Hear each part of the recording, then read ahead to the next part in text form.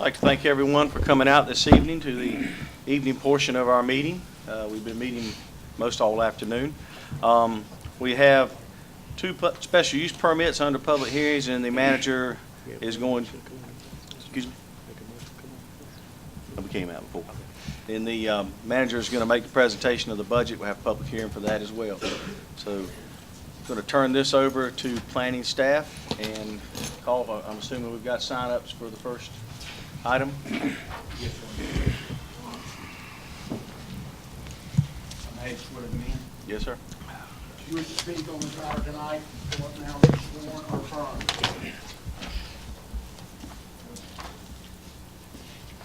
This is item 6 on the special use permit for construction operation of telecommunications tower.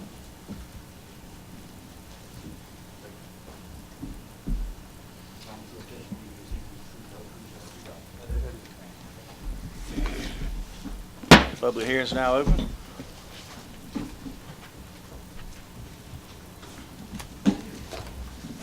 Good evening, Board.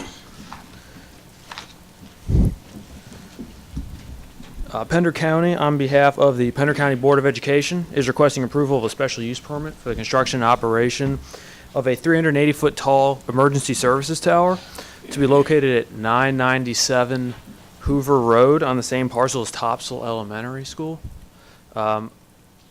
located approximately 970 feet from the closest school structure on the site. The applicant meets all setback requirements, with the exception of the front and southern side yards. Specifically, the applicant is requesting a 60-foot reduction in the front yard and a 289.6-foot reduction in the side yard setback. The applicant is proposing that a 191-foot fall zone be recorded, as well as recording it as a deeded easement on the southern property, which has been approved as the Forest Hills subdivision.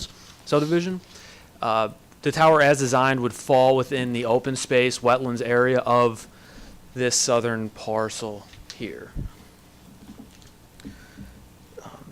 The applicant is also requesting relief from section 5.311Q, the requirements for co-location. If the tower is at least 180 feet tall, it must be engineered and constructed to accommodate at least 2 additional telecommunication users.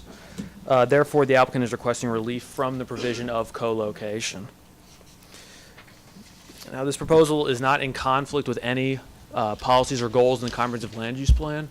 Staff and the applicant are available if you have any questions. Mr. McCarthy, when you was pointing out this development, I don't know if it's quite developed yet, but what I'm looking at is development coming close to before you get to the school on your left, correct? Correct, right. How far is that away from where the tower is going to be located? Tower is going to be located, I believe, approximately 200 feet from that, or 90 feet from that property line, and then it would fall essentially 191 feet within this southern property there. So it's essentially 90 feet north of this blue line proposal. Oh, and it's essentially the deeded fall zone recorded would be in open space on this property here. It wouldn't be an area, it's not an area that's designated for residential development. It's specifically wetlands and unbuildable open space area for the subdivision. Chairman, can I ask? Yes, sir. So if this tower were to fall, that it would not hurt any resident, school, property, or anything of that nature? As it's proposed, it would fall specifically within this parcel, and there are no buildings or structures located within the fall zone of the tower. But it's no developing in, I mean, are they building in there right yet? So they're not building it, No. but I guess what I'm trying to say, they're planning on to, so I didn't know if that's going to affect, I wouldn't say the value of it when the house is built, but that's going to be pretty close in the backyard. And that's a consideration. We spoke with the property owner, Mr. Sanders, who owns Thornbrook Holdings, and within this fall easement is their recorded open space. So within their plat, their subdivision plat, which is not on record yet, that portion of the development is all wetlands and open space. So there will be restrictive covenants on the property that will not allow any building on there Okay. regardless. Okay. That's correct. And why, I'm sorry, go ahead. I'll just see if anybody has any questions. Yeah, I wanted to ask, so that's the reason they're asking for a 60-foot reduction in the front setback. That's correct.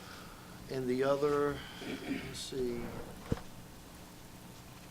Okay, it was about multiple, Oh, vendors? co-location, so essentially, under most circumstances, we require if the tower is 180 feet or taller, it has to be engineered, so that in the future, more folks could actually build onto the tower and put more antennas on and so forth. Can I ask the sheriff to come up, talk about this for a second, why this is on the agenda? Yeah. Couple more. Mr. Chairman, I also have a PowerPoint. Hopefully they've got it in the back if you'd like me to go through there, unless you have questions right now. I really should address why we need this, why we're asking you to do this. Okay. If anybody's listening to me in the back.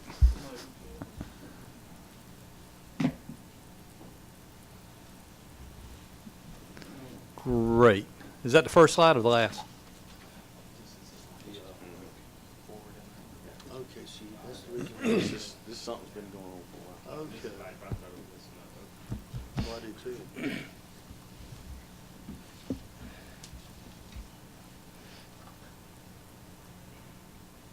That's the first slide. Okay, just real quick, actually, I think I see most of the Board of Education here tonight. They saw this some time ago. We're trying to work our way through it. Pender County, all emergency services work on what we call Viper. You've heard it before. You understand it's really a statewide system.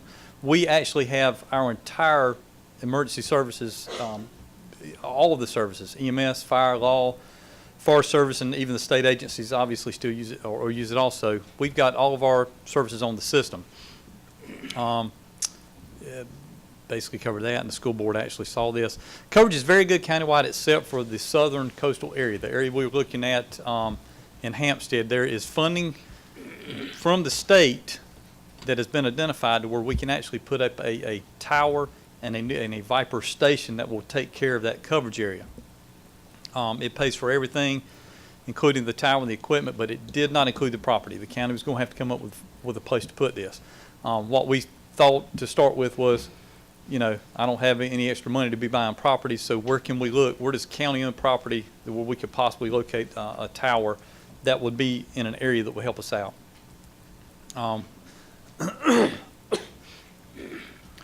This shows you sort of somewhat what we're looking at. Yellow is the best coverage, and brown is sort of what we're at least looking for. Brown. You can sort of see the area from basically Belvedere or so south down to Scotts Hill.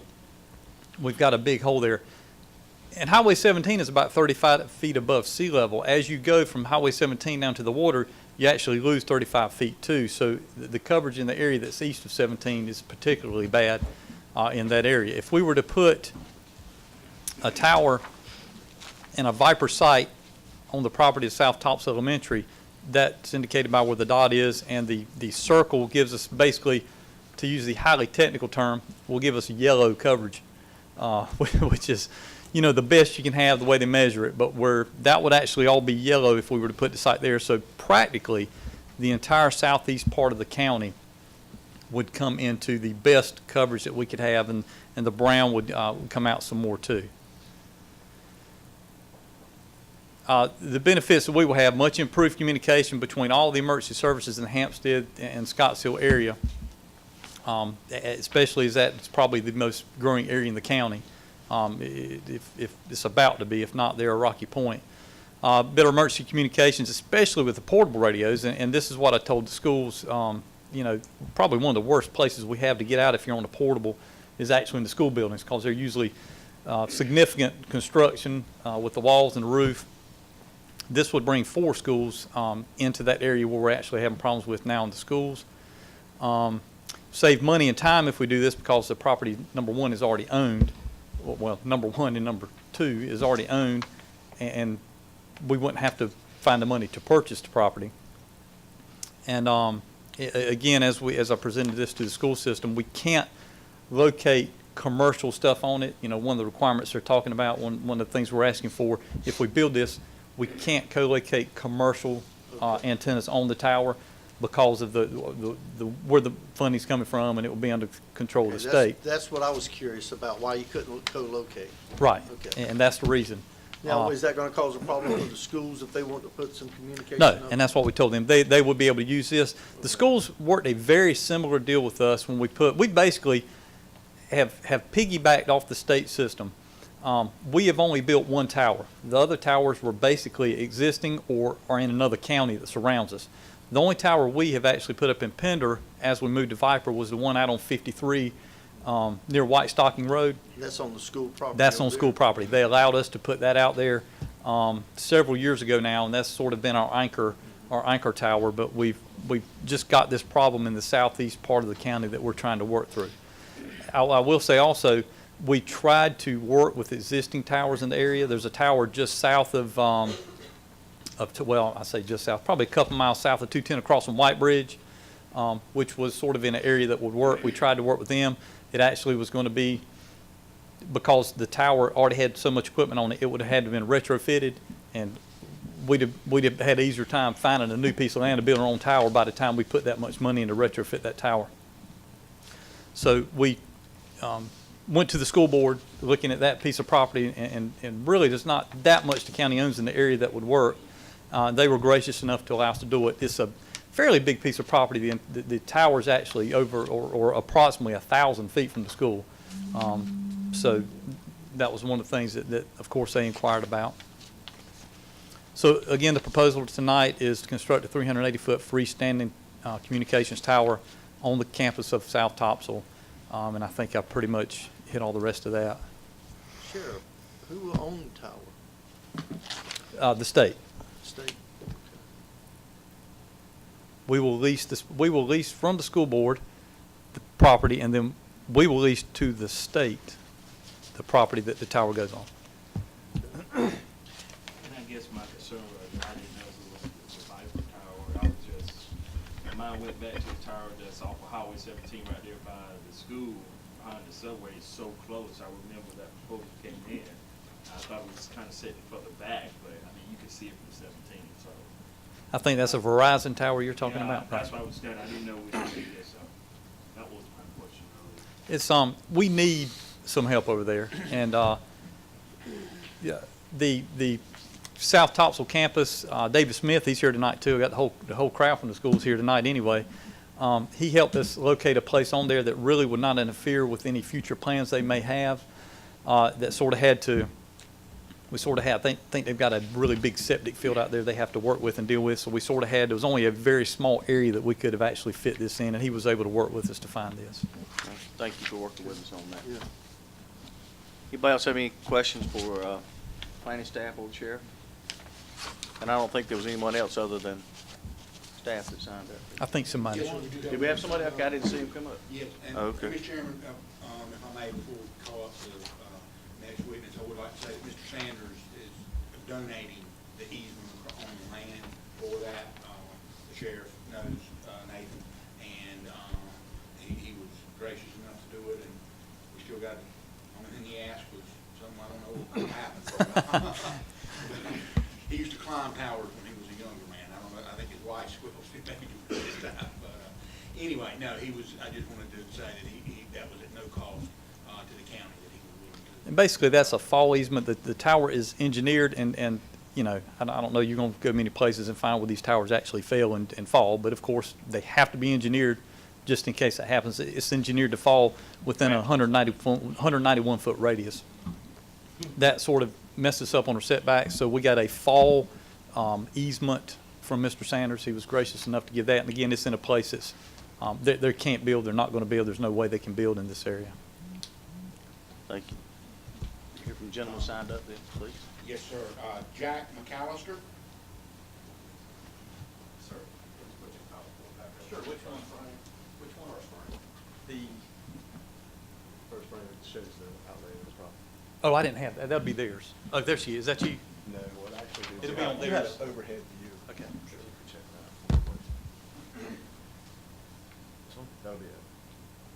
That'll do it. Down here, I don't know if you see in the bottom side, it's on the bottom right-hand corner, is Kingsport subdivision. My house is directly across where the tower. Can you identify yourself, please, Oh, for I'm the sorry. record? That's all right. My name I is should've Jack told you. McAllister. I live on 794 Hoover Road, which is adjacent to the property where the tower is to be built. My biggest concern is, what is the clear-cut area going to be? I look directly onto this property. I walked it. I think it's a great piece of property for the city to use. But my concern is, I look at the woods now. I don't want to see a concrete building and a 380-foot tower across the street. Why don't you use that corner again if you can? and If you just wanna, point it out? you can use this, it's just a red dot right there. So you right at the corner of Kingsport. I'm right on the corner of Kingsport. And I did have a question. You had also mentioned, Mr. Ward, there's a tower that has been built. It's a Verizon tower. Is that not something Pender County can use, or is it preferred not to use because it's another corporation?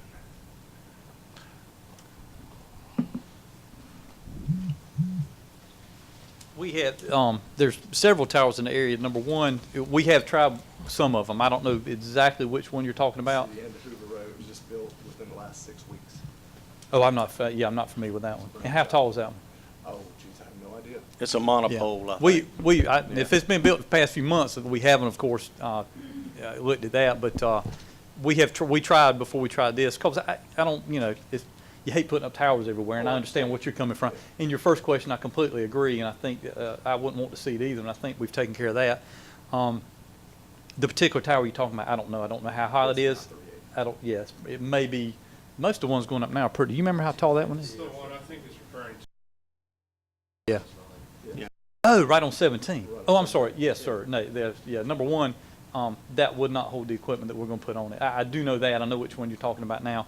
I was going to say something else too. I'm sorry. We actually, the state wanted us to go, or had funded us to go 480 feet. What we looked at was, we thought we could do, looking at the maps, propagation maps, we thought 380 was going to be enough. So I didn't want it to be, just, if we could limit it any way we could, we did. But that tower, is that monopole tower? Yeah. It would be, correct. I get Yeah, that. that will not handle it. How far is the setback from Hoover Road for this tower? Where exactly would it be on that property? I think it was about 340? 340 feet. Do we know what the clear cut's going to be for the fall of the tower? Is it going to be approximately, as you mentioned before, I've noted it down there, what is it? It's a 380-foot. The reduction in the setback concerns me, and where it's going to be on the property is my concern. Yeah, Because that's what I'm not seeing from any of this information here. yeah, and the map I had does not have, it's hard to see from the, I think you've got that on one of the, we can at least show that, and we're not planning to clear cut except right around the immediate vicinity of the base of the tower. We're not gonna clear it out back to the road. So you're not And if gonna you- put it back. But as you'll see, the easement is also designed, so it's not a completely straight shot either. and if you look in there, you can see, I think, there's a little driveway, then it cuts back, and then there's a clearing that goes in the back. I know you're probably familiar with it since you looked. The actual tower will be cut into the woods. Okay. So not clear cut to the road, the clear but cut they to will, the road. that's correct. So the base of the tower will be in the woods, in the wood line from you. Very good. And I understand where you're coming Oh, from, yeah. and that's why we tried to find a tower that would work that's already existing, and it just wouldn't work. And we've got a problem, that's what we're trying to work through. No, we understand the logistics of why Right. it's going up there. I just didn't want somebody to come in. I've seen towers. And I'd be glad, we can meet you out there tomorrow or something to show you, just sort of let you know what to expect, but it's really hard to describe here, but I know you Oh, I understand know. sort of where it goes back. It will actually be There's an about access a road. 100-foot swath that will be cut, and then it'll be back up in there. I would love to meet somebody out there. Okay, we can do that. Very well. So did that clarify what they are not doing with that trail? That's what I Okay. wanted to do. My Perfect. concern was I was going to have a Okay, unsightly piece of property at that okay. point. And I can say this, I'm pretty sure it's gonna be completely in the woods, but even if it's not, we'll put something there. Because if I lived where you did, I wouldn't want to see the base of it either. Yeah. Yeah, as you come out, you'll probably see it coming up, but I wouldn't want to look out my yard and see, chain link fence and stuff like that No. too. So we can take care of that. I see turkey and deer now. I want to keep it that way. Yes, sir. Shouldn't have told me that. Thank you, sir. I believe that is all the sign-ups. Hearing no other questions by commissioners, I'll close the public hearing and entertain a motion. I'll make the motion, Public Mr. hearing's Chairman. closed. I guess I'll make that's the okay motion. with you. Yeah. Mr. Chairman? Yes, sir? I'm sorry about that. If we can just get a motion and to add the condition to not allow commercial co-location on the tower. Absolutely. Thank you. Will you amend the motion? Yes, sir. I'll make the motion to approve this item with the conditions set forth.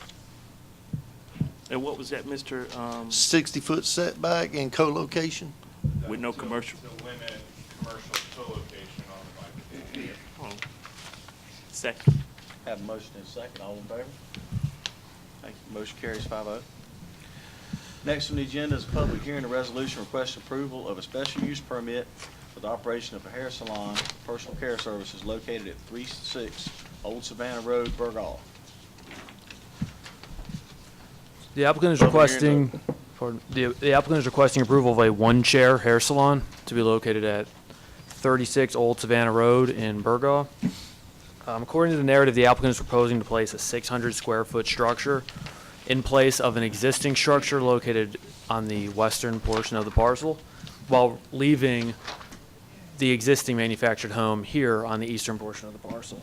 The proposed hours of operation are from Monday through Friday, 8 a.m. to 6 p.m., and Saturday, 6 a.m. to 2 p.m.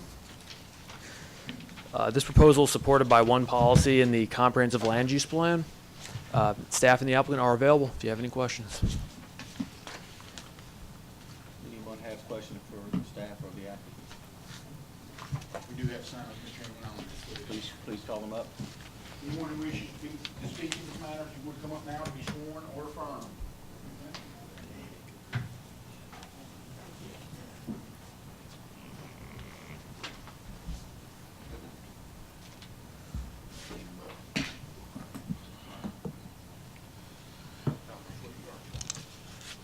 Solemnly swear testimony you give this evening the truth, the whole truth, so help you God.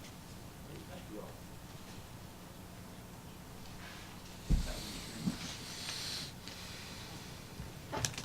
Yes, sir. Please, please. And I live out on the property out there where they're talking about rezoning it, and I think it should stay residential property.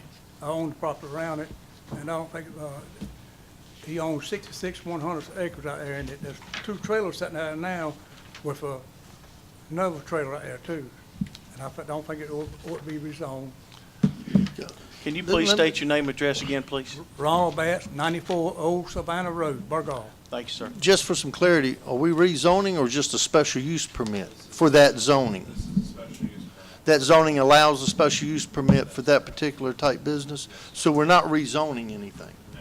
Well, we don't need that out there. Okay.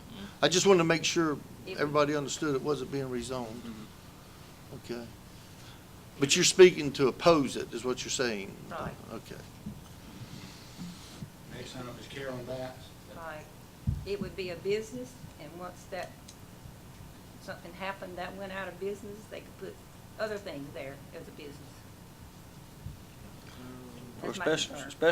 special use permit is, It's Specific to use that of use. question, which would only allow It would just be personal care services, it's a hair salon.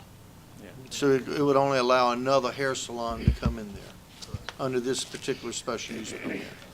If they sold the property or changed ownership or whatever?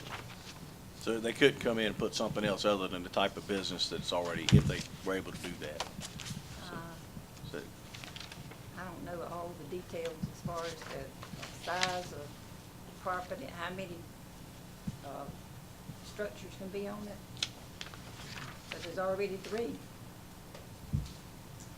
Are they adding another building there, Mr. McCarthy, or is they using one of the? What their proposal is to remove this existing structure on the southern portion, but they would leave the 2 other structures on the site. So the structure that they're going to add is about 600 square feet. So it's like another building type. Correct. Okay. What is it now? It's just used for residential purposes Yeah. currently. I think it needs to stay that way.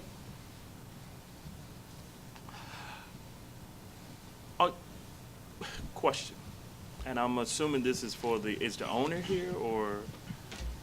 Okay. The applicant? Applicant is here? Yep. Is it used for that now, currently, or? My understanding is that it's only used for residential purposes Residential, right but you now. want to change it into, Correct, to use it as a hair salon. okay, gotcha. Any other questions or comments? Okay. And she, does she sign up? Apple, sign up, I'll need to swear her in. Yes. Ma'am, you have to be sworn in. You want me to call the additional sign-ups? or- Yes, they were here, they signed up first, they get to speak first. Janet Hewitt.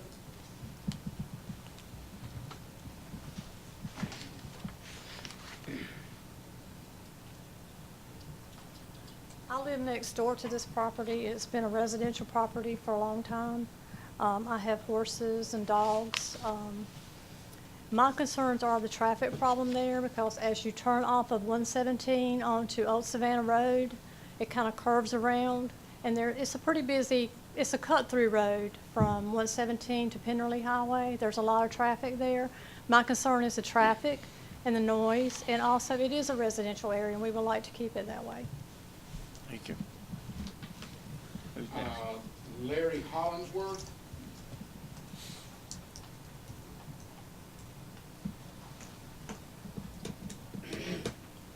My name is Larry Hollingsworth. I'm at 56 Old Savannah Road. I'm adjacent. Where's your pointer at? That's my residence here. I'm just opposed of it. I was opposed of it whenever they moved that in here 3 years ago, and it's a commercial mobile home. It has a commercial air conditioning unit, which would be adjacent to my property, and I just don't want all the noise and the added traffic, you know, that goes with the hair salon, an extra business. I just like to keep it a residential area. Mr. Chairman, I have a question. Yes, sir. So there are existing businesses there now, correct? No, There's no existing businesses there. no. So what is the commercial site being used for that you said they moved in several years ago? Say that again? Did you say they moved in, That mobile structure? home, that commercial mobile home right there, it was moved in about 3 years ago. It was parked there.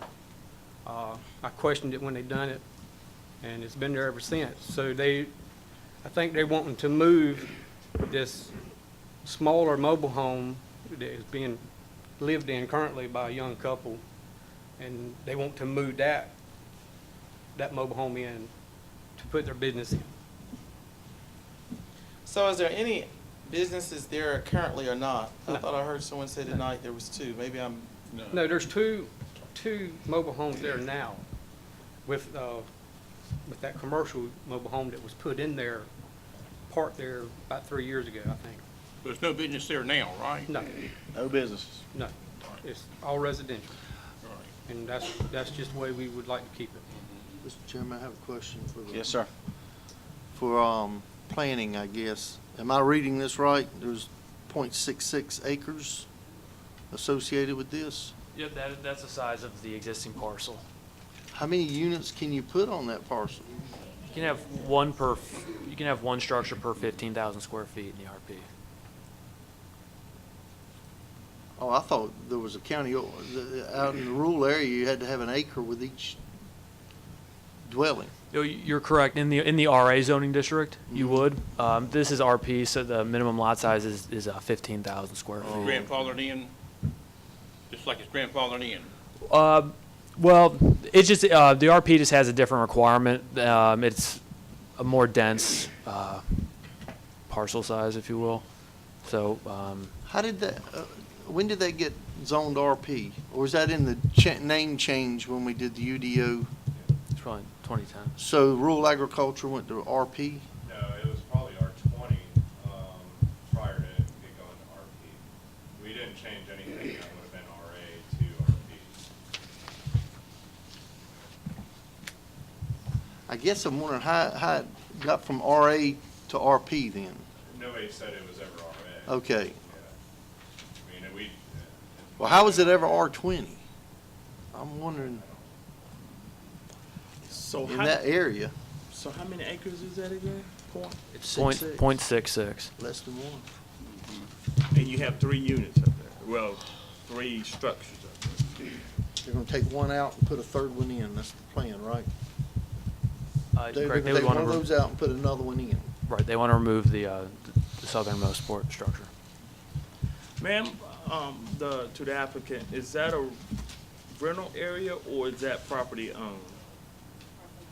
Okay, so you are the applicant? Yeah, you need to be Oh, I'm sworn in, sorry. please, if you would, and identify yourself for the record. Thank you.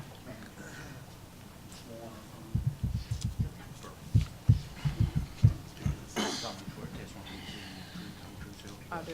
Thank you, ma'am. Thank you. My name is Nakia Sharpless, and as he stated, what I plan to do is move the existing structure that's already there and just put one back in place of it. It's the same amount of square feet. And it's gonna be a one-owner hair salon, and I don't see how it would have any adverse effect on the residents around it.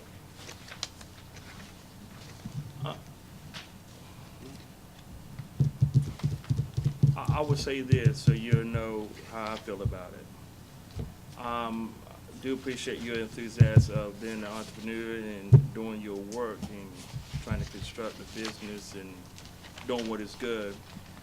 But, and I can say this because I live in the Hampstead area. Of course, like Mr. Williams, looking at this, I'm trying to figure out if you even decide or happen to do this, the driveway. I'm having a hard time seeing where the driveway at. I see that it's a curve.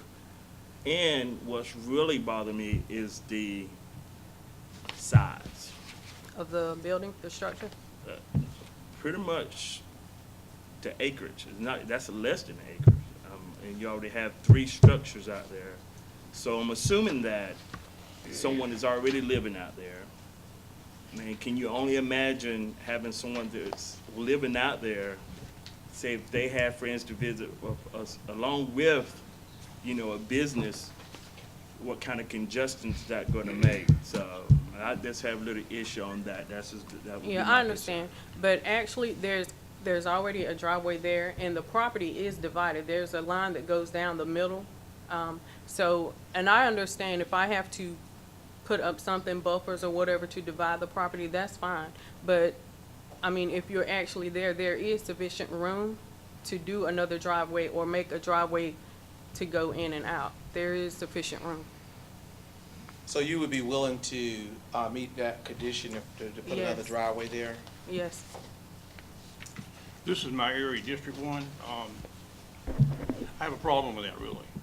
I mean, it's privately, I mean, the other people there are, no other businesses right there in that small little tiny lot.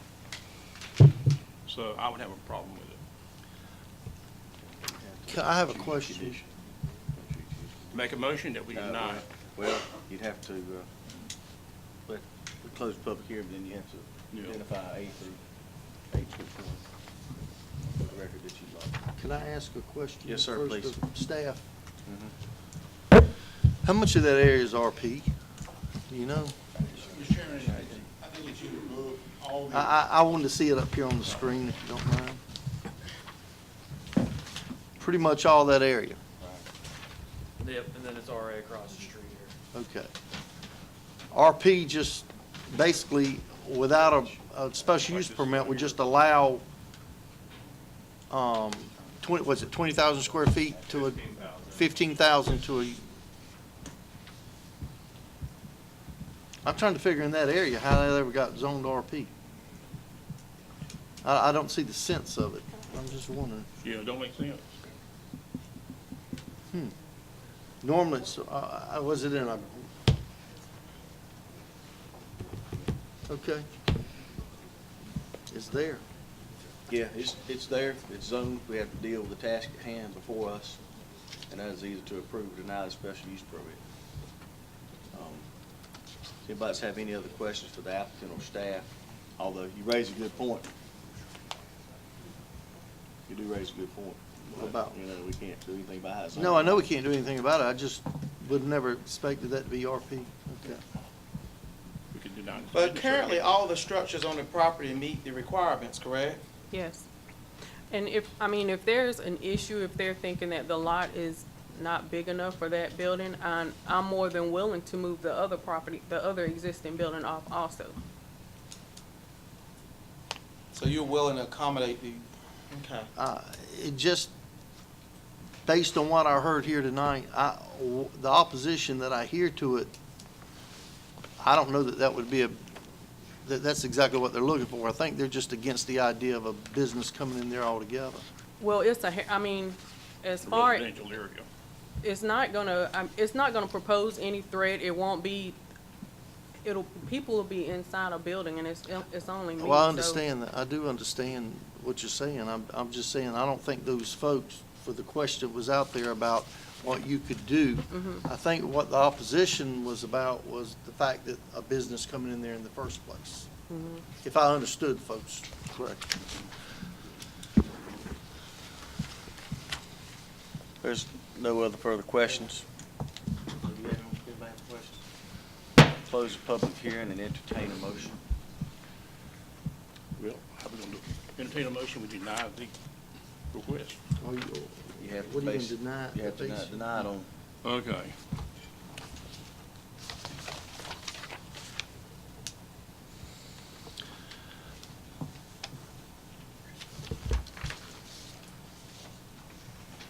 Okay, I'm gonna go with this. The request will not impair the integrity of character of the surrounding or adjoining districts and for the, which affects the safety, health, moral, or welfare of the community or of the immediate neighborhood of the property.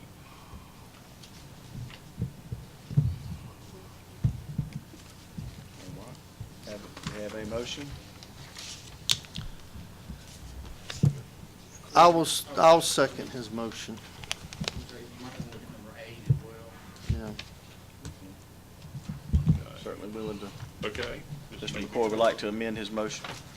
And, yeah, this is sounds more adequate what it should be. The proposed use shall be adversely, it would affect the surrounding users and shall be placed on a lot of sufficient size to satisfy the space requirements of said use.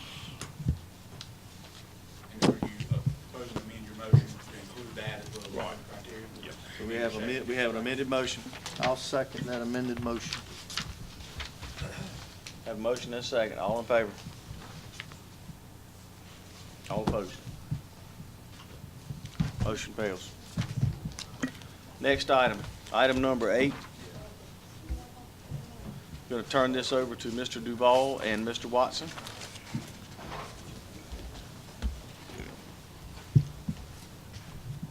Public hearing, FY 14-15 submitted county budget.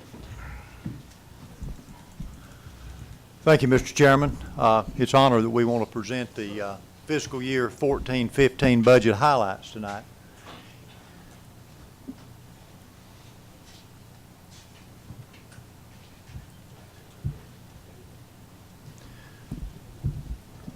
We're looking at a budget this year, and what we did when we proposed the budget, we wanted you to see the difference as you begin to look at it. Pender County's overall land value as far as ad valorem tax base is $6,406,978,792 as compared to this year, which is $6,462,510,407. That's an estimate, of course. The collection rate last year was 96%. 1 cent equals $615,069. This year, based on past collections, we were able to tweak that number and bring the collection rate to 96.25. We felt that was a good number. Now 1 penny raises $622,016. The tax levy rate, 0.5120. Last year brought in $31,491,582. This year it's bringing in $31,847,251 as an estimate. You would then take the prior year collection, back taxes that's expected to be collected this year, and add to that number, and that would give you then the total general fund. We'll see that number in just a few minutes. As far as the proportional percentage of tax revenue, we're still seeing the Topsail Township bring in a hefty 70% almost here. No changes on that from last year, and you'll see the number, the 69%, although the value number on the numerical side is up almost $39,000 or $39 million.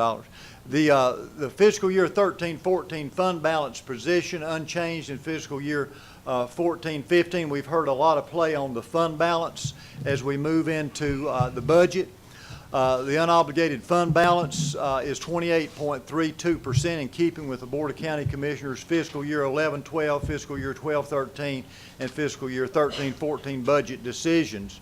It is proposed to incorporate the same fund balance percentage in fiscal year 14-15, unchanged from the last 3 years at 28.32%.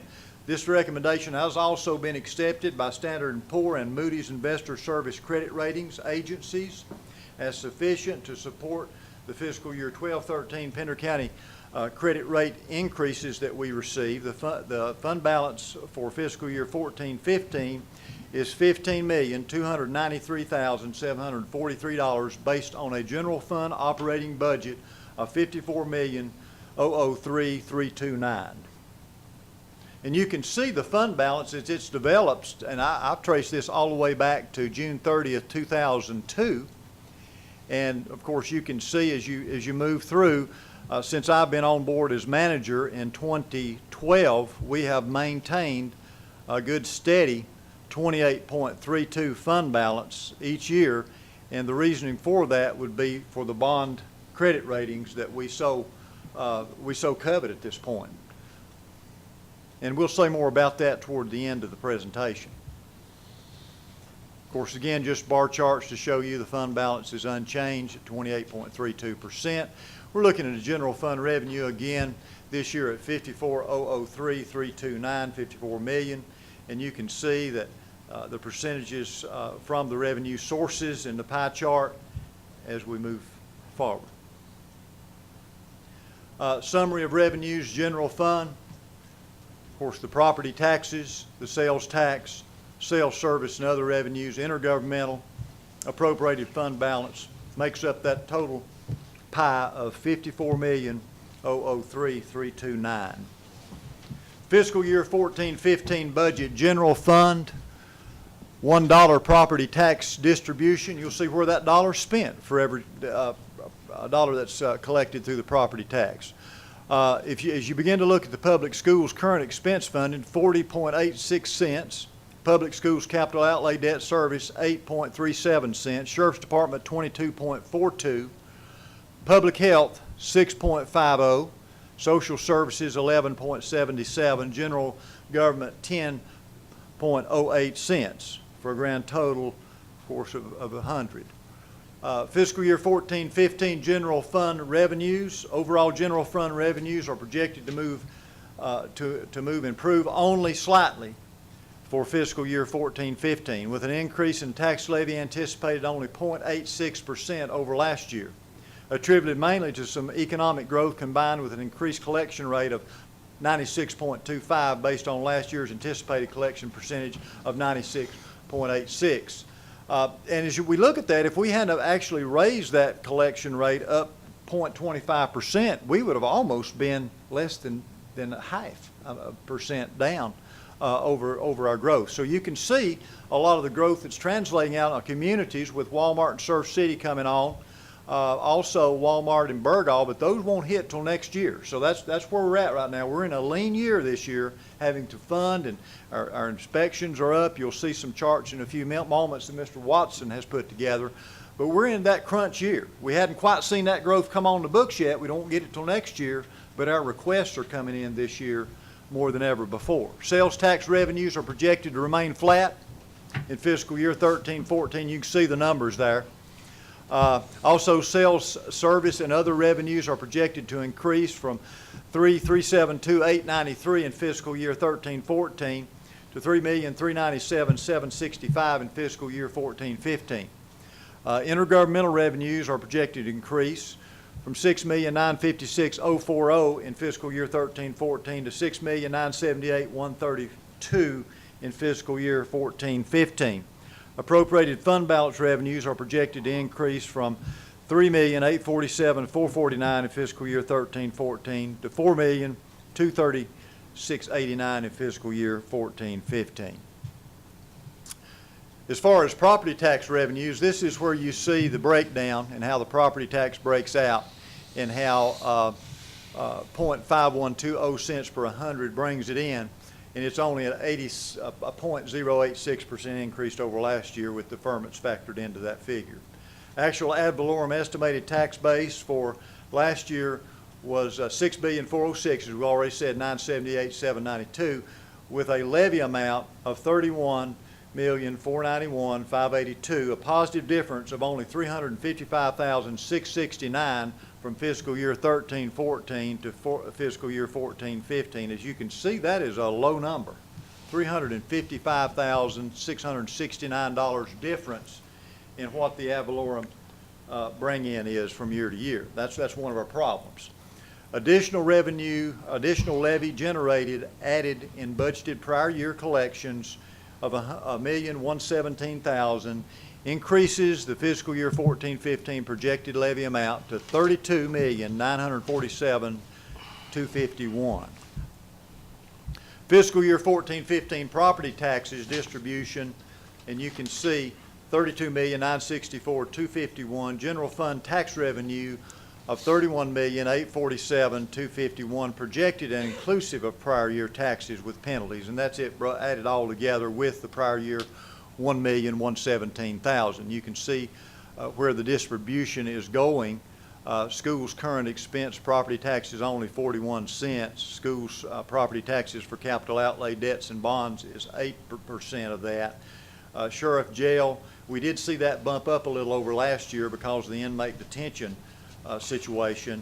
Health and local share bumped up just a little bit from last year to 7%. Social services local share 12%. I want you to pay a real particular attention to the other. That last year was, the other was 11 to 12%. But as we see competition from the other parts of the pie here, we're seeing that the other, the general government, if you will, the delivery of services in Pender County, is actually shrunk. The county employees are doing much more with less this year, 10%. Almost 1 to 2% less to have to fund some of these other areas of competition. Pender County, North Carolina revenue sources by township and municipality, $1 property tax collected, and we'll give you a copy of this so you can take this and study it. It just shows you the distribution that's going to the towns within Pender County on the $1 property tax collected and how that's doled out to each one of the towns. Town of Surf City, for an example, 17%, 0.172 cents. Tax rate, a level 0.5120 cent tax rate is required. Fiscal year 14-15 recommended budget. This represents no increase from last year. 0.5120 cent tax rate is the same as it was in the revenue neutral rate, and that is state mandatory property revaluation every 8 years. That's a statement we're required to make each year, to compare our current tax rate to what the net revenue neutral rate was when it changed. 0.6500 cents was the tax rate past 7 years prior to the property revaluation that was adopted on January 1st, 2011. 1 cent again on the tax rate now generates $622,016. Can you go back real quick? Sure. That was before the evaluation at the .6500. That's right. Okay.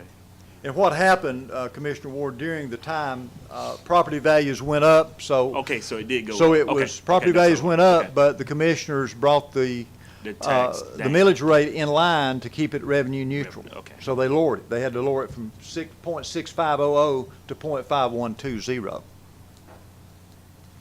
Some notable recommended fiscal year 14-15 required spending never goes away, although some of this will in the next few years. Increased shell building payment went from 227 to 211 last year to just a skosh under 300,000. US 421 property payment, BASF, fixed rate 326,000 and change. Old Topsail School renovation loan payment. What we did on this, we assumed the total price of the project, $3,584,000. We amortized it over 20 years with a 4% fixed. We factored in 7 months that we'll be making the payment this year, and it came up to $214,528. So that's how that was determined. We'll be leasing about 5 months into this fiscal year. That's from July. Detention inmate out of county. This is a big one. Because of recent rule changes at the state level, we've seen, the sheriff can attest to this, the regrouping of inmates. I serve on the NCACC Justice and Public Safety Committee, and we've seen, along with Commissioner Ward, and we've seen this thing almost skyrocket. In 2010, the inmate out-of-county detention was $89,000. And then as it moves forward, it hovered around 300,000 in 2011, and then it skyrocketed. This year, we expect it to break 650,000 easily, and next year, we hope we have a budget amount of $710,000 that will cover it as it continues to grow. Health insurance unknowns. The Affordable Care Act has been something that we've had to pay particular attention to. We're still going through the minutia of the fallout. There will be some requirements this year on Affordable Care Act, but we have budgeted $250,000 there for health care unknowns to take care of those. Cape Fear Community College Surf City Campus, we approved $100,000 last year, mid-budget year, and with the promise that we would kick the second $100,000 in this year. Dr. Duval, that 710 would continue to be a spending till that jail get built. Yes, sir, and if we were to approve the property tomorrow, it'd probably be 1.5 to 2 years before we could open the doors, So because you've got continue on to. seeing that 710 estimate. That will average. probably be hovering close to $1 million by the time the jail's built, if things keep going the way they're going. So, okay. So Okay. so that's letting the people know that that wasn't something we were looking forward to based on that spending what we're doing now for our detention inmates sending to other counties. That's right. Commissioner So Ward, totally let aware me of make that. one note. The jail is estimated to cost around $25 million. If you run that amortization, it's about $1.9 million a year just in debt service payments if it was already built today. So you're seeing it's getting close to what the debt payment would be. Anyways, just about, what, 40% already. That's just debt service. Now, remember, when we bring a jail on, we've got to not only figure that, but we've got to figure operations, staff, maintenance, and operational costs. So you're looking probably at a number that is going to approach about a $2.5 million annual expenditure on the jail when you bring it on. Fiscal year 14-15 Pender County Public Schools, county appropriation $13,469,427, operating up approximately 0.76%. Fiscal year 13-14 due to adding one school nurse and one maintenance worker, and $1,442,000 in schools capital outlay, a $332,000 increase, or 29.91% above last year. Schools operating expenses for fiscal year 14-15 were increased 0.7 cents to that $13,469,427. And again, I broke that out so you could see it and what the maintenance worker and school nurse cost. Also, the school's capital outlay was broken out. Schools combined operating capital outlay for fiscal year 14-15 now recommended is $14,911,427, represents a 3% increase over fiscal year 13-14 at $14,476,694. Fiscal year 14-15 public school debt service capital outlay, $7,354,660, represents an increase of about 3% over fiscal year 13-14. Combined Pender County public school total for fiscal year 14-15, inclusive of debt service, $22,429,087 versus $21,746,682 for fiscal year 13-14, which represented a 3.4% increase. Pender County Public Schools, total fiscal year 14-15 additional schools request, and we just saw the schools come in, have members of the school board here tonight. We appreciate you being in our attendance. I see David Smith back there and the superintendent and Ms. Chestnut.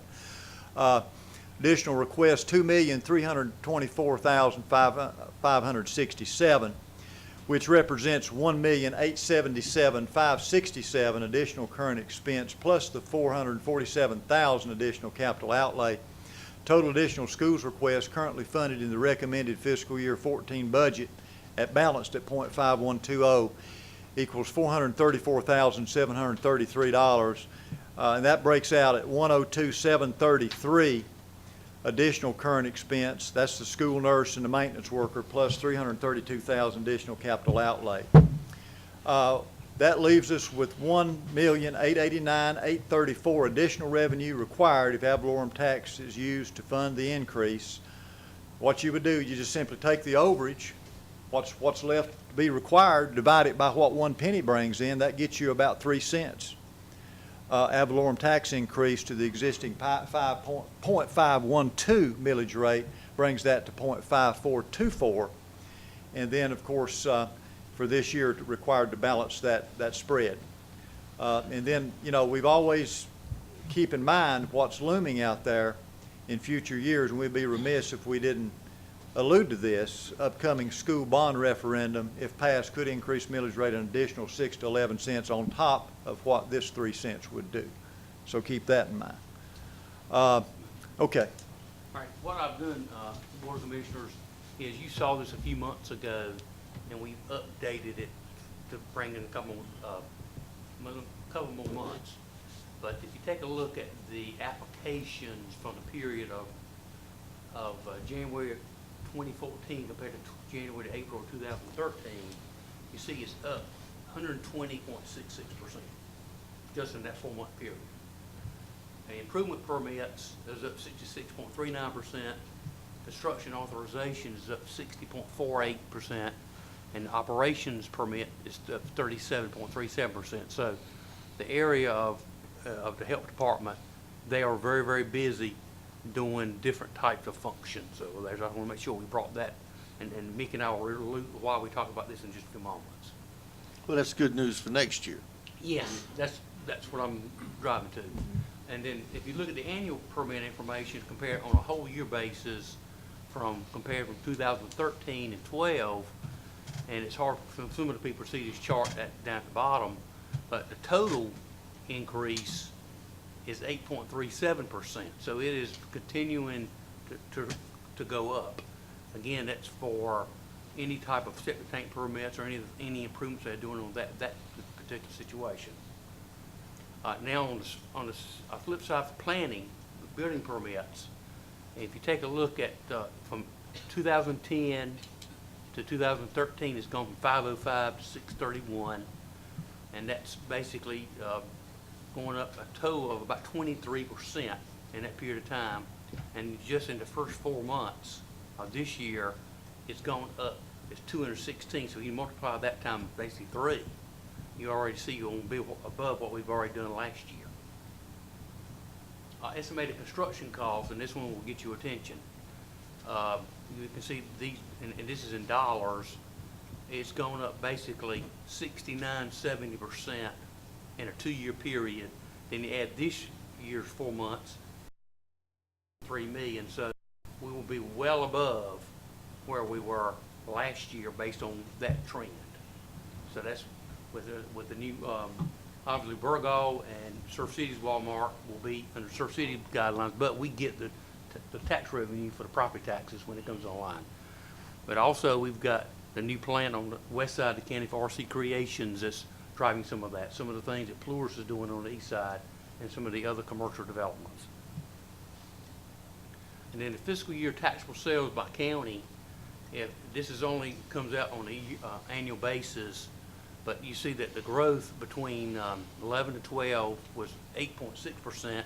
It slowed down slightly to 13 from 12 to 2.8%, and just year to date, it will be it's about another 2% this year. If you look at it on a monthly basis, add it together.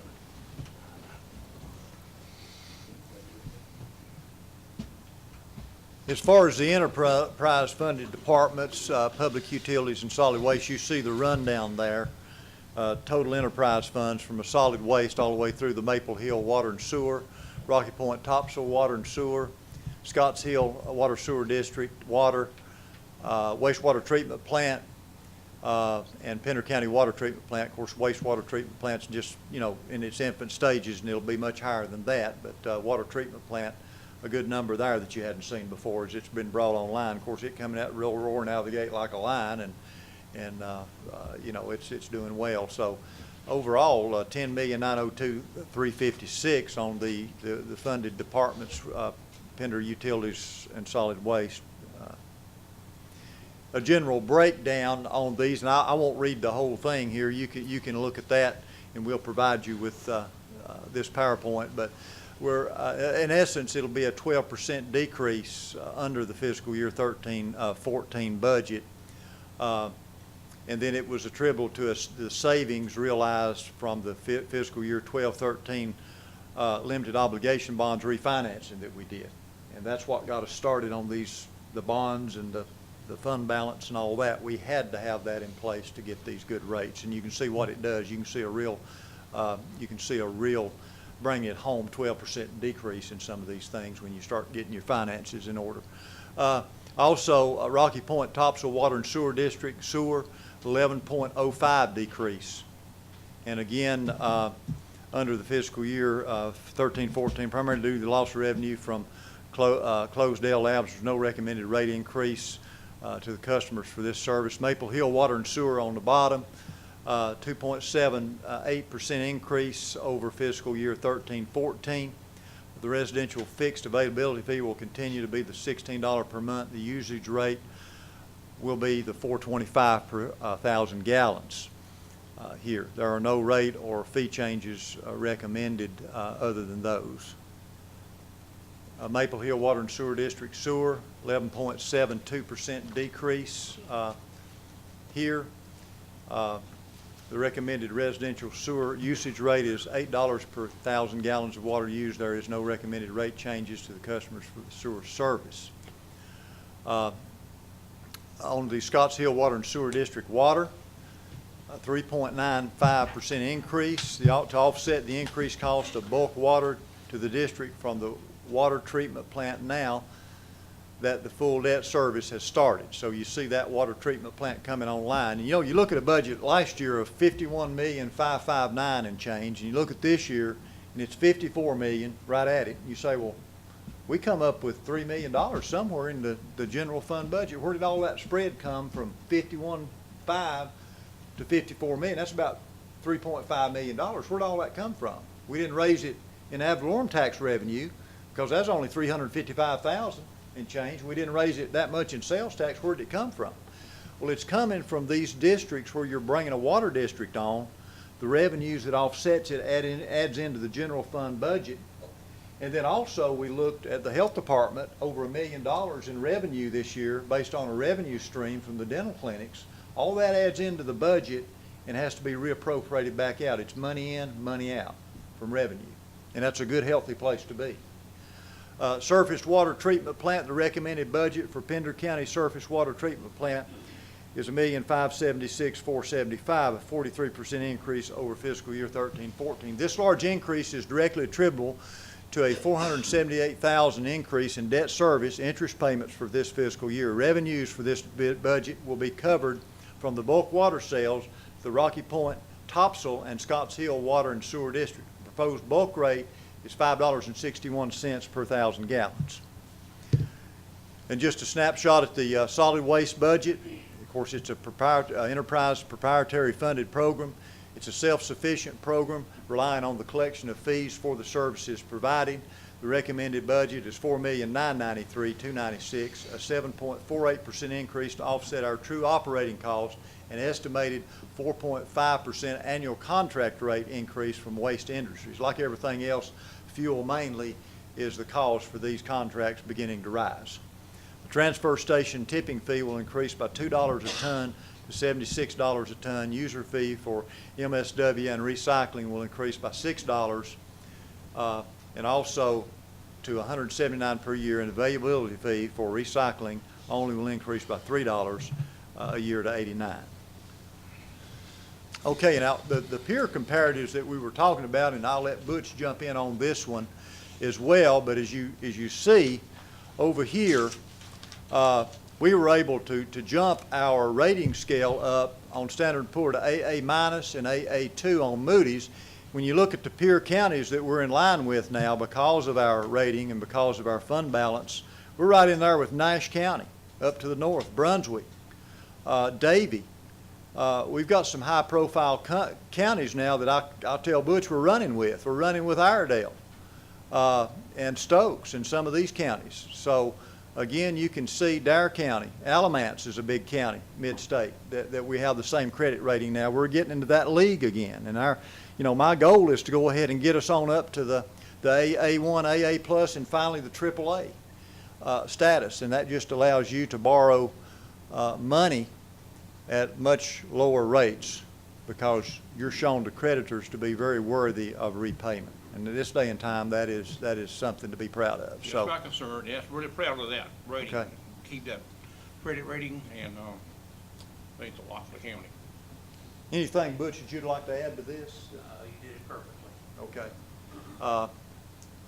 Let's just summarize again what a penny brings in. That should be a number that we all can memorize, $622,000. Of course, the budget is, the tax levy, what the general fund budget is this year, $31,847,251, and then you just simply add prior year collections back into that to get your total ad valorem tax base that's coming in before the general fund revenues added. And then the fiscal year 14-15 tax collection rates to be around 96.86%, which justifies proposing an increase in the collection rate of 0.25 higher than last year from 96 to 96.25. It was a lean year. We're redlining that collection rate. I don't feel comfortable going any higher than 96.25. And hats off to Barbara Murray and her staff for achieving nearly a 97% rate. It just helps us be able to hedge the budget some in a lean year like we've had to do this year. And finally,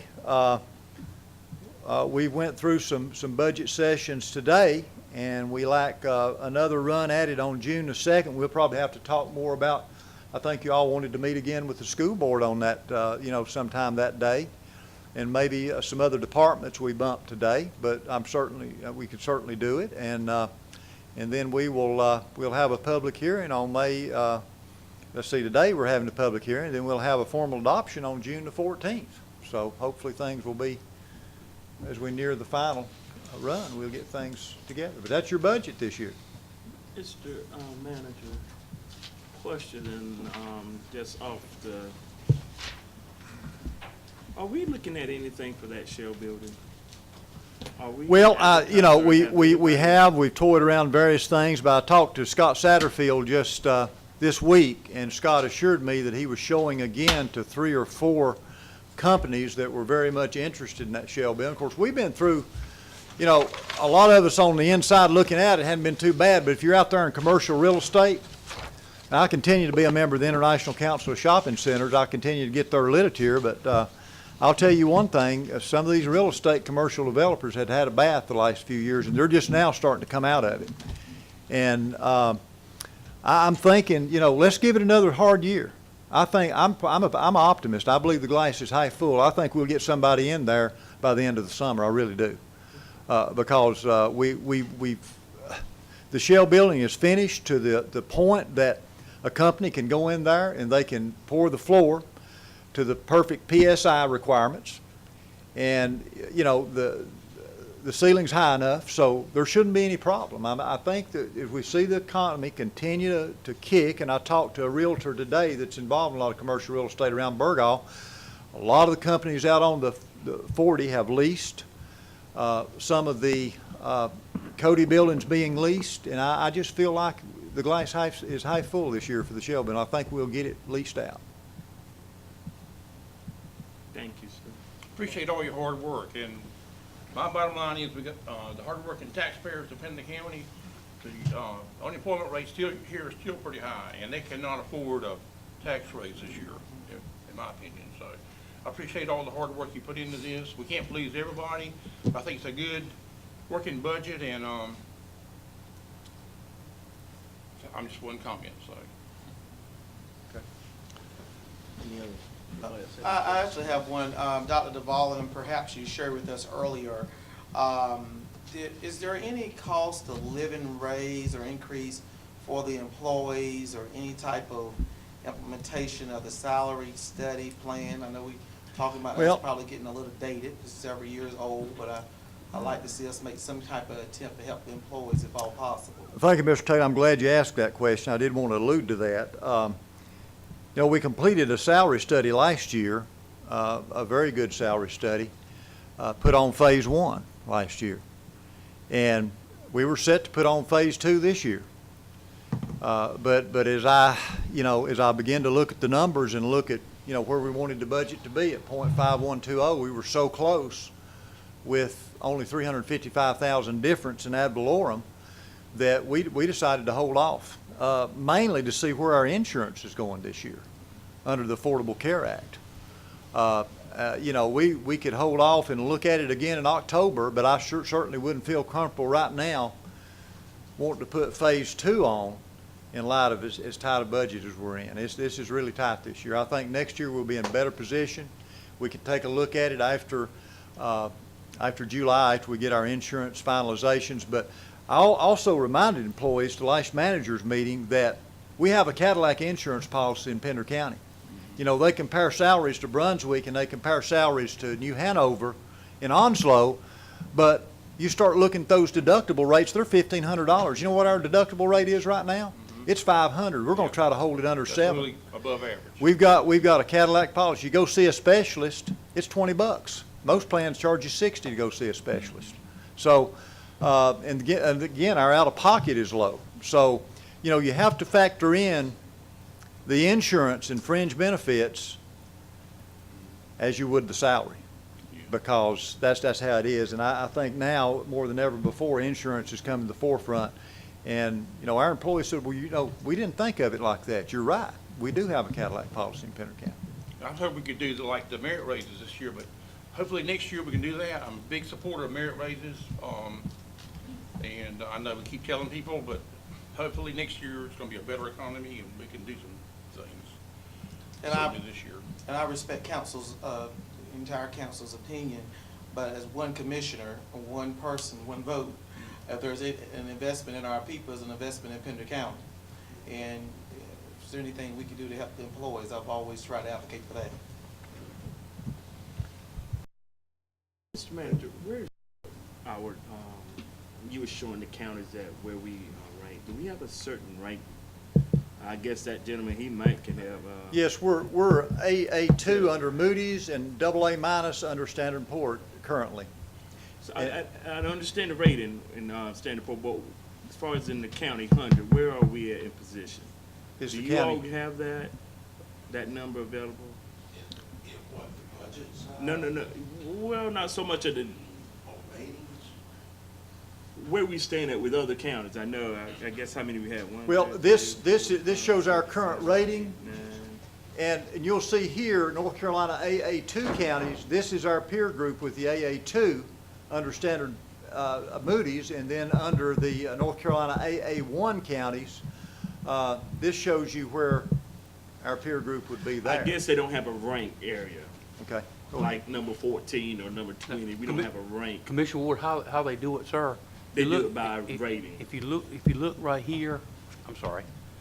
If you look right here, it's 106 counties in the United States that are AA1. There's 284 that are AA2. So we're one of those 284 of all the counties, and I don't know what, it's maybe 10,000 counties in the country. I don't know the exact number, so Okay. that's where we are. So we're, in a comparison basis, we're very, very high. I was I want to address Mr. Tate's comment, or maybe just dovetail on Mr. Tate's comment. As anything, whether it be a COLA, merit raise, a supplement, based on the numbers that I have seen, there's two ways to implement them. And it's not wise to implement things like that with your savings accounts, because once you do it, it is a reoccurring expense. So the only other option you got, based on what I've seen, is the T word. And that's to raise taxes. That's it. Without that, I don't see how we could fund it. And I haven't heard anybody up here telling me that they wanted to. I mean, and I'm not, people come up to me all the time and say, why can't you do this? Why can't you do that? Why don't you do that? And it's not like I don't think it's good money. are a good idea. The only way to do it is increase tax rates. Based on the amount of net growth last year over this year. Now, maybe I'm just oversimplifying it, but I don't think that I am. So, you know, you get two of you up here, you might can drag me along, I don't know. But I hadn't heard that coming. But in the near future, based on the numbers, what I said, Mr. Chair, if I can, Mr. Chair, in the near future, and again, me not going to be it, but that number is going to require something based on our debt level and projects we're doing. That increase is going to have to take place sooner or later, if we like it or not. What I'm looking at as those numbers. If we are talking about, going back to what you were saying now, Commissioner Williams, the COLA increase, merit, whatever, we have a lot of spending, and of course, we're trying to keep the credit rating like it is. A tax increase is going to pretty much take place in the near future. There's no way I can see how the numbers are going to stay the same like this, to me. Maybe I'm wrong. Hopefully I am wrong. That would be a good thing. But what I'm saying is, if we don't do a tax, say if we don't do it now, it might hurt us in the near future because it's going to be a bigger amount. Well, you can agree to that, or we'll say we're kind of in a fair condition that if it does tax increase in the near future happen, it won't bite us real big. Well, you know, you can do anything incrementally, and that's a discussion that's political, of course. An incremental tax increase this year versus wait till next year till the bonds come on and raise it 6 to 11 cents. When are we gonna know about bonds? What the school's needs are for school bonds? I mean, that's still hanging out there. We have no idea yet what they're forecasting, but, you know, that's real information we need to have, because that's gonna raise taxes there. And you know, in all honesty, I've got a good communication with Dr. Cobb. We've had a good communication this year and members of the school board, but I understand right now what they'd said today, and they're here, they can correct me. But I'm thinking they're waiting on that growth study to come back, give them a chance to look at it, digest it, and then they'll bring it on to us. And I think we sit down and together we map out a plan. Now, we're getting very short fuse on the bonds as far as putting them on this year. And Butch can allude to that, because you've got to pull the trigger on those in early June to make that November date. Meaning we have to officially vote to put it on the ballot. Correct. And we have to do that in a month. Yes, if you go in reverse and see what the requirements are by state law, usually by the second meeting in June, they had to make a recommendation to go and start that process. And so at this point in time, we don't know what the request from the schools actually would be, and how much and how long. So you're saying that we possibly could put a bond on, but we don't know at this date and time, 30 days out, how much the bond's going to be? That would be if the schools came in and requested one tonight, and they had projects. Have you had preliminary conversation with the school finance staff or Superintendent Cobb to get some ideals or figures what we'll be looking at for a bond? Well, what we did, remember, we brought you this chart. I know you can't see it that well right now, that Bob High and Davenport group did, and it just runs some scenarios. We had talked preliminary at some of the priority one meetings with the schools on, you know, the possibility of bringing bonds on all the way from 40, 60, and 80. And what we did was we just brought some barometers in here, looking at bonds all the way up on those increments, and we shot the lowest part in. It does have the Topsail project along with the jail in those bonds as well, because we know we're going to have to fund those too. And I think it started out at around 5, almost 6 cents, and it went up as high as 11 cents based on those scenarios. So it gave you a barometer of what the cost was going to be, and that was assuming, I think, a 4% interest rate on those bonds. So that gave you some numbers to start thinking about, so we could hem it in from 6 to 11. I remember that when you. Okay, and that's why we included this summary page I told Butch, I said, you better put that at the end of the presentation because bonds may come up tonight. So we wanted to make sure that y'all remembered this about the different scenarios. Structured versus fixed debt. If you structure the debt, you know, it's going to be level. No, fixed debt will be level. If you structure the debt, it's going to be cheaper in the early years, and as the back years catch you, it'll be higher. So, Bob, you correct me if I'm wrong on that, but I think that's the way we had designed it. So that's what, and Bob is here tonight, former Deputy Treasury Secretary. Come on up if you want to make a comment or two. Anything? You said everything that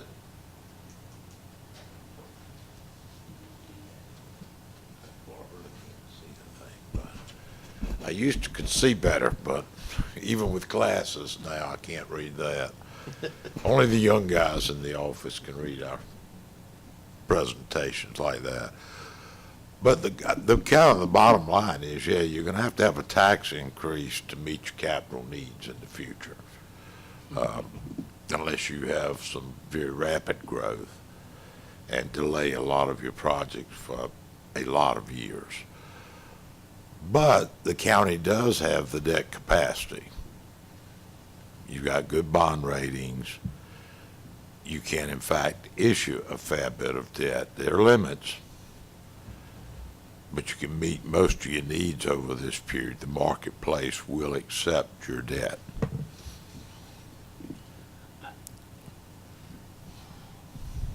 And your good rating, of course, helps that, the fact that you do maintain good fund balances and budget conservatively and what have you, the things the board and your staff have done put you in a great position. I feel like if there's anything, instead of doing another bond, we already have one out there that we haven't taken care of first. The one back in 08, 07, wherever, you know, where the tax increase was supposedly implemented, but we failed to do it. So throwing the additional bond it's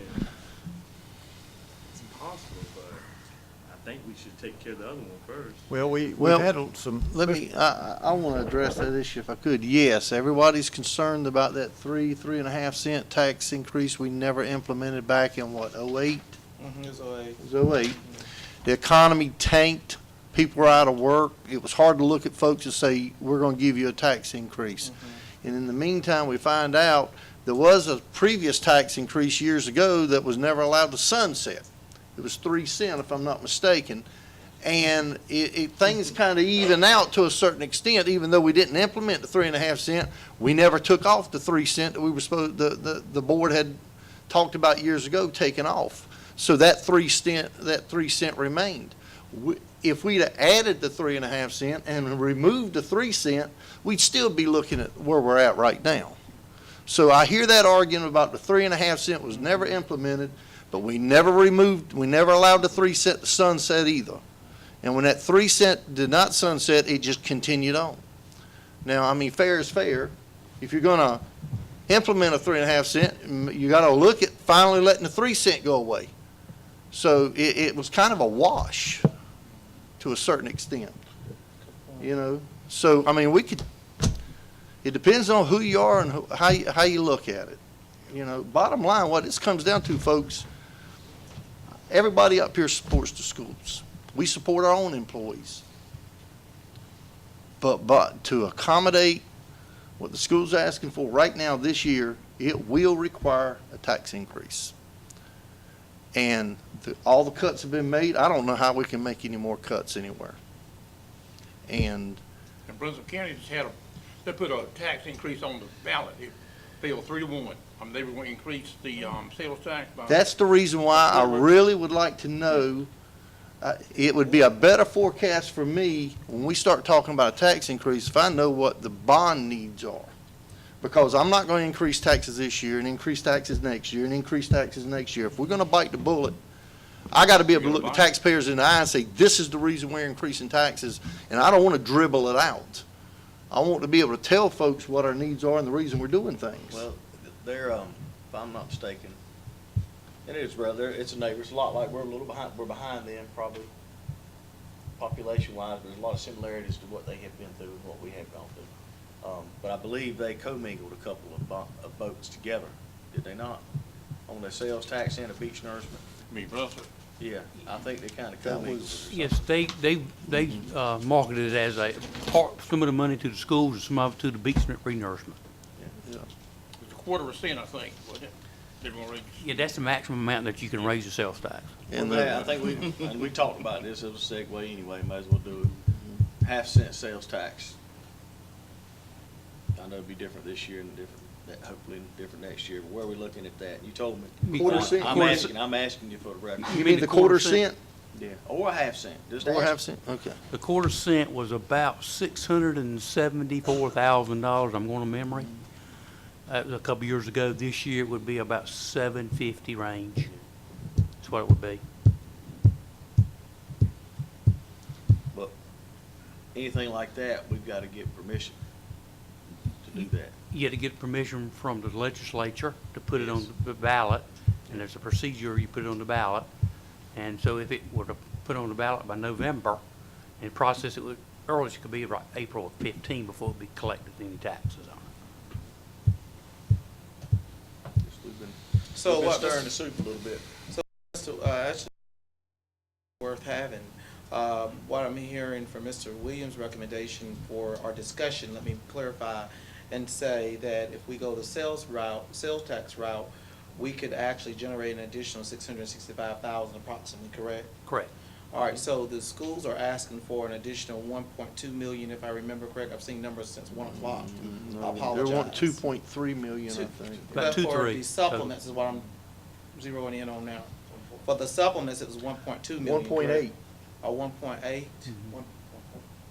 1.2 for just as teacher supplements, and then as you add the others in, I think it caps on out about 1.8.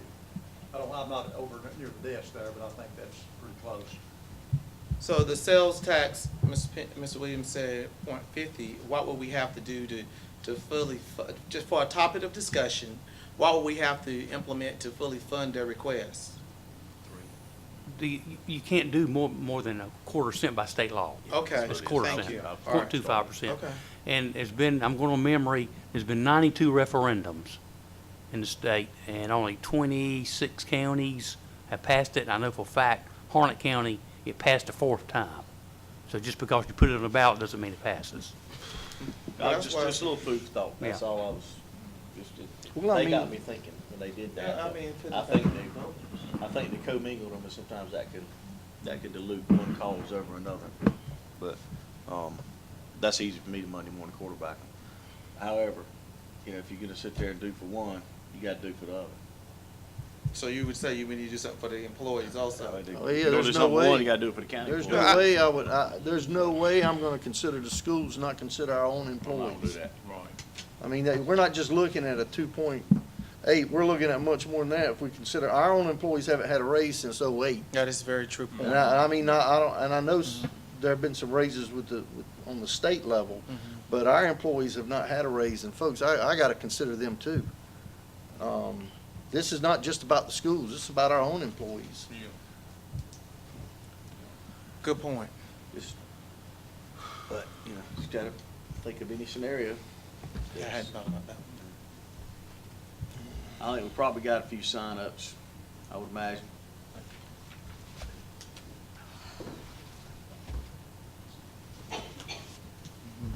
Yes, sir.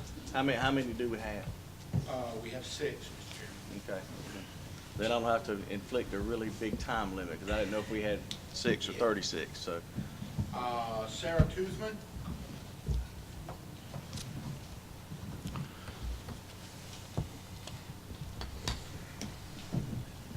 Good evening. Hi. State your name for dress record, please, ma'am. Sure. I'm Sarah Toothman, and I live at 7212 Copperfield Court. Thank you guys for hearing us out, part of the teacher clan over here. And thank you guys for being here on a Monday evening. I know it's a long night.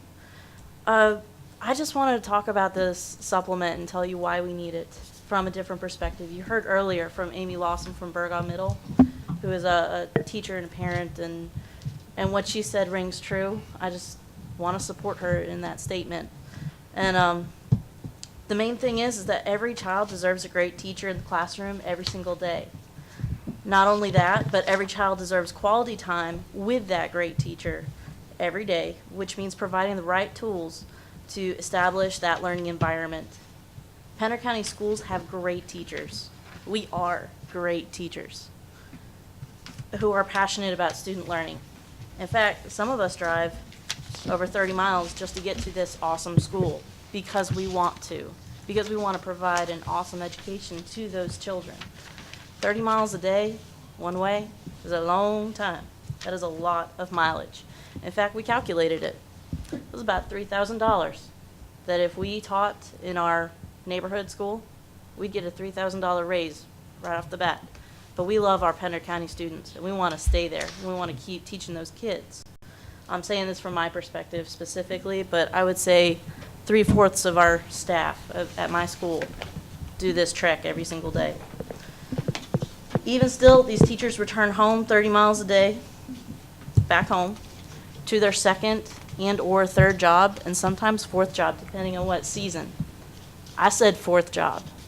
It's not just a second job. It's not, we've got our teachers working the same jobs that their high school students are working to make ends meet. We have teachers whose children are on Medicaid.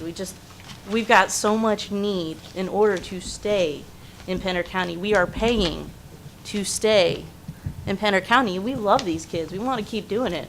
I'm going to keep doing it too. But altruism only lasts so long.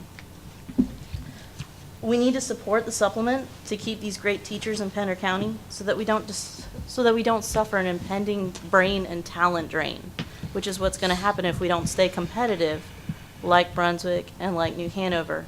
And I know when I say those two counties, you think, well, all these other industries also need to stay competitive, and that's true.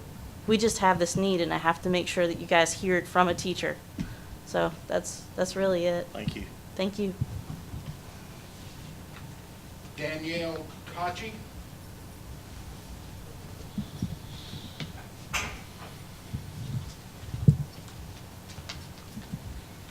Good evening. I'm Danielle Tachi, and my address is 212 Palm Grove Drive. I'm just going to tell you a little bit from my perspective. I knew at a very young age that education was in my future. I had to wait longer than most for that dream to become a reality. I wanted to raise my own personal children to a point where they were independent. I spent 6 years in school and then found a job at West Pender Middle that I truly and absolutely love. I give my job 110% every day. I love where I work, and I love what I do with all my being. I drive from New Hanover County to Pender because this is where I want to work. I have had offers to go to New Hanover County, but have turned them down to stay at West Pender. I leave my children at 6:20 in the morning to get themselves ready and off to school. I cannot afford to insure them through our health plan, so they are all on Medicaid. I qualify for Medicaid. I cannot afford my mortgage, so my father graciously swapped mine with his so that I could afford food every month for my 3 children. There's never enough money. I always run out. My children have learned to scrimp and to save and to go without what their friends might have. They understand because they know that I love to teach and where I teach. It hurts that they need to understand that at such a young age, that I love what I do, but I cannot afford to care for my family while I do it. Thank you. Nancy Para.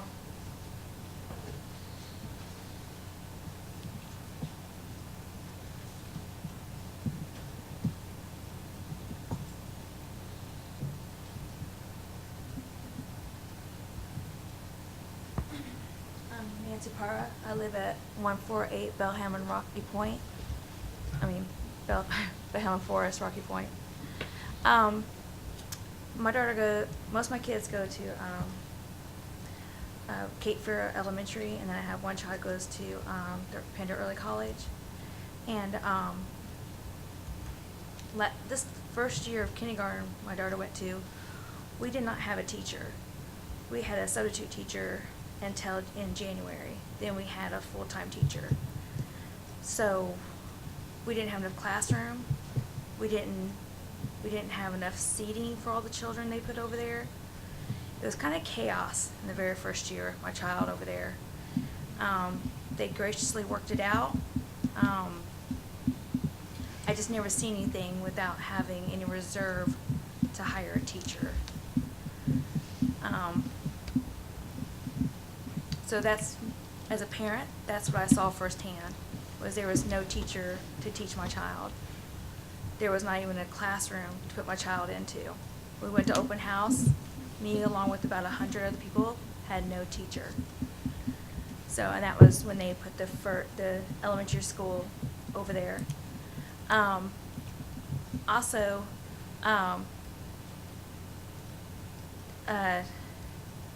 to teach out in West Pender or in Rocky Point, I think it's a big sacrifice because we live out in the country and we raise our kids out in the country. But, you know, we didn't think in our future, how would we have teachers out in our country, because we don't have anything out there for them to do. There's nothing except for woods and hunting and fishing. So it takes a great amount of personality to want to come out there and take care of our kids. So I really think they do need an increase, and I wouldn't mind paying extra tax for them to be an increase. Thank you. Sarah Bishton.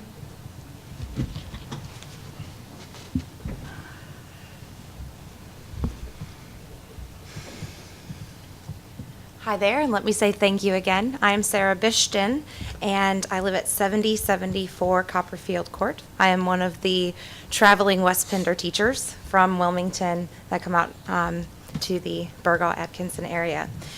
I first want to point out that I am very thankful there are people like you who are here who are going to take all those beautiful facts that we just got to see, quite overwhelming, and divvy them up to what our county needs.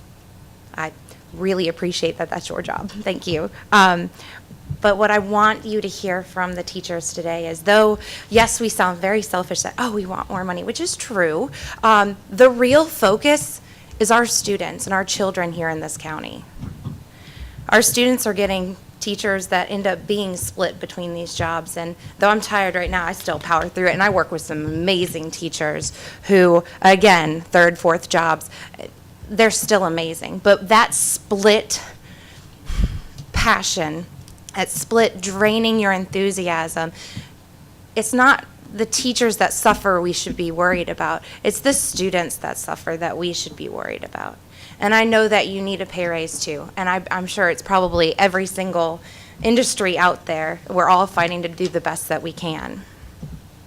And I know you heard some of our jobs. Yes, I'm the one that had 4 jobs. Now, don't get me wrong, I liked all of them. They were wonderful, but it was exhausting. I was lucky enough to be in the symphony, doing what I love, teaching the band, also leading Zumba classes and working at a church. And it was fun, but it took away from what the students needed from me. And I no longer do 4, by the way. I have 2 now. I am also paying $3,000 on my trips, and for me, that $3,000 is worth it. I like to call it my beach tax because I get to live out here and it's wonderful. But what I hear from you when you're worried about taxes, and you should be, that's your job, what I hear is that Pender County can't afford great schools. And I hope that, I'm sure that's not the message, but that's what I'm getting. And what I want to ask is that don't just invest in our teachers, which is really what we're doing, but invest in the students, the people who are going to grow up here and take your positions someday, and we want them to be as well educated as possible. And again, thank you for listening to me, a little sleep deprived today, and thank you for hearing all of us. Thank you. Lucas Cole.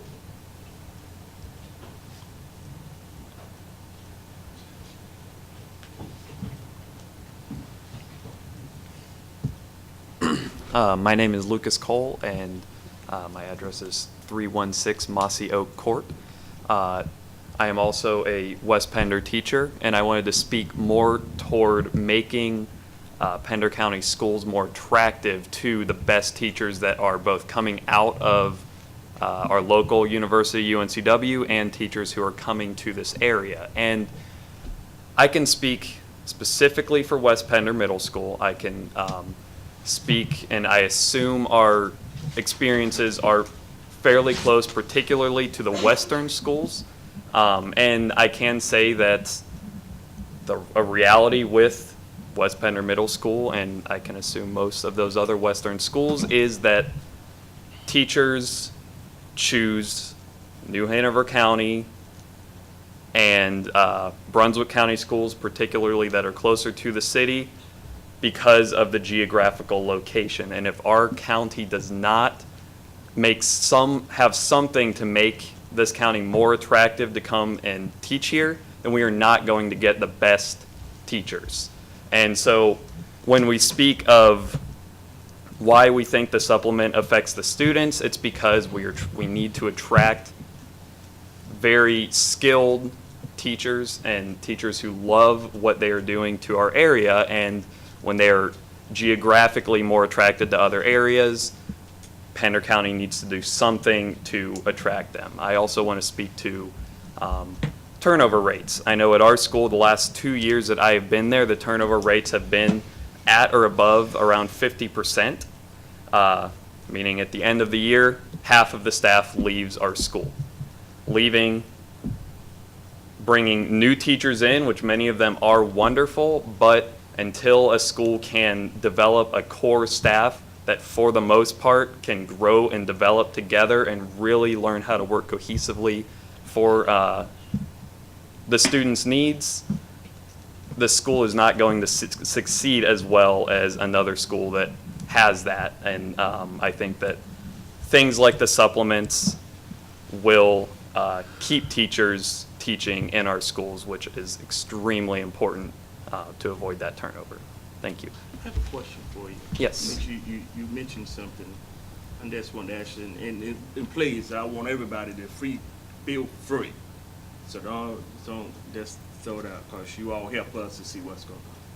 When you say attraction to Pender, what attracted you to Pender County? One of the things that attracted me to Pender County was the diversity of the area.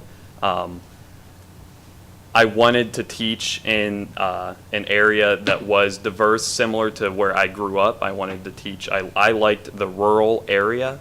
Now, I admit, once I got to Pender County, I was kind of drawn here because this is where the job was offered. But then at the end of the year, when I came time where I could search for places that were closer, I live in Leland, I passed them up because I love the school where I teach. I love the students. I love the community. I love the school where I teach. I chose to stay here. Right now, I don't have any children. I'm married. It is in the near future, and so when that happens, I'll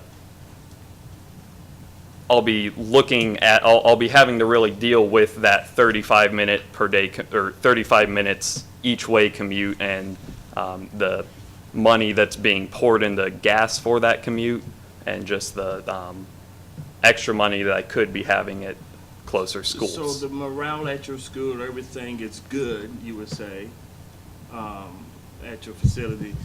So a little bit of extra income could help in your situation based on what you see in yourself in the near future, saying that I'm looking forward to have the family, I'm still commuting, and a little bit of money can help. Yes. I think the county in general, to attract and retain teachers, I think the money is what can really help just make us more attractive than surrounding counties. Thank you. Thank you. Thank you. Beth Burns.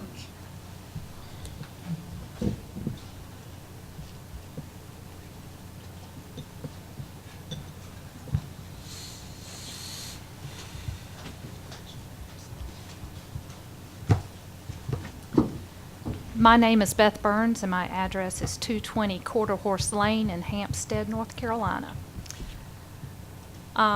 Gentlemen, I am the very proud mother of a 9-year-old who goes to Pender County schools, and my son has autism. And I'm also the Pender chapter leader for the Autism Society of North Carolina. There is a lot of resources that go into teaching an autistic child. And in this county, not just in this county, but all over the world, the autism numbers are rising. That brings me to the point that you need good, experienced teachers, especially EC teachers in this county. I work very closely with my son's teachers. And what I'm hearing is we have personal conversations, and what I'm hearing a lot of times is how much easier their life would be if there was just a little bit more. I know a teacher who is holding off having children because of what she's making right now. I can't have my teachers worrying about things like this. When my teachers go into a classroom, I need them to concentrate on my child. I need you to consider these supplements. This is our future, and it's an investment. I live in the Topsail district, and I also field a lot of questions from parents with autistic children who are moving into our county. One of the first things that they talk about if they're considering moving to Hampstead, they don't talk about the beach. They talk about our schools. We have award-winning schools that have some of the brightest teachers, best reputation. What I'm asking you to do is please consider these supplements so we can continue this reputation of excellence. If there was something more that I could think of to say tonight to move you, I would. But all I ask is that you please respectfully listen to what I'm asking. And if you need to raise taxes, I can tell you honestly as a parent, I'll take the hit. Raise taxes if that's what you need to do to make our schools excellent and to keep our schools going an upward way, do it. And again, I respectfully thank you for listening to me tonight. And thank you for your consideration. I have a question, if I Yes, can, sir. Mrs. Jack, and I do apologize for. No. Your child is where at again? What He's street? at North Topsail Elementary. Is there a assigned nurse at that school at all time, or do they? No, sir, that school shares a nurse with another school. I know she's not there all the time. Okay, let me ask you this. Yes, sir. With the student there, when he goes on to middle and high school, he would need something, he would need that nurse or someone, or he would need that special ed teacher with him all the way up through high school. Would you say that? Or would that probably change? It's my goal that eventually not, but there is the possibility that he would. Okay. And not so much a nurse. My son is moderately autistic. He's not really an Asperger's. He's moderately autistic. He attends a general ed class for half the day, and the other half of the day he gets one-on-one instruction in an EC class with a teacher who has been trained with autism. He is also receiving speech services, therapy services, and behavior services, because with autism, they tend to have deficient social skills, and they are working with him on that. And I will be the first to say, I've got a fantastic team at North Topsail. I want to keep that team. And it scares me to think that we could lose them to another county because another county has come in and offered them this supplement. It terrifies me, actually. Thank you, ma'am. Yeah, thank you. Those are all the signs we have this year. Close public hearing on the budget. Entertain a I motion think to somebody adjourn. No, we had sign-ups. We've been here all long enough. That was all the sign-ups, was it not? Yes, sir. Okay. Motion to adjourn. Does anybody else got anything to add? Yeah, do we need to discuss the Yeah, follow-up? we need to ask them about that. That's right. Okay, We can do that after the meeting. sure. So you need Dr. Cobb to stick around? Yeah, we need to see about when we can meet with the school board again, hopefully. Maybe before our next meeting, or get with them on their schedule, but we don't need to keep everybody hanging on for that. So, motion to adjourn. I'll make the motion to adjourn. Meeting is adjourned.